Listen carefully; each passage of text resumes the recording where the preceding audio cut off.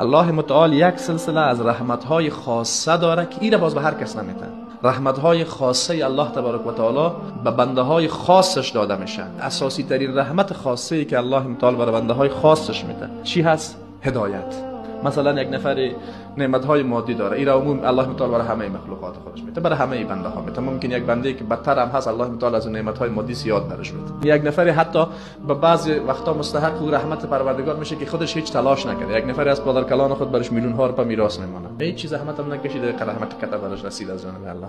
اما یک رحمتی که الله او را به هر کس نمیده، یک دومی که تا که یک نفر بسیار تلاش نکنه او را برش نمیده، هدایت است. به همین خاطر الله تبارک و تعالی هدایت را به عنوان بزرگترین رحمت در میان مخلوقات بر عموم انسان ها نمیده. این برای کسانی میده که خودشان انگیزه برای رسیدن به این را داشته باشن، نه تنها انگیزش داشته باشن بلکه بیشترین تلاش ممکن برای رسیدن به او را بکنن. الله متعال در قرآن کریم میفرماید که والذین جاهدوا فینا لنهدینهم سبلنا. کسانی که در راه رسیدن به حق جهد میکنن. جهد در زبان عربی یعنی کل تلاش خود را به خرج میدن. یک نفر ممکن پشت یک گپ تا یک مدت زمانی بعد دیگه علاج کنه، خسته شود، الله بر از هدایت را نصیب نمیکنه. الله متعال هدایت را بر او انسانی نصیب میکنه که آخرین حد تلاش خود بر رسیدن به هدایت را بکنه. و وقتی که در مسیر هدایت قرار میگیره باز از تلاش خلاص نمیشه، بلکه تلاش بر استقامت در مسیر هدایت را باید بکنه.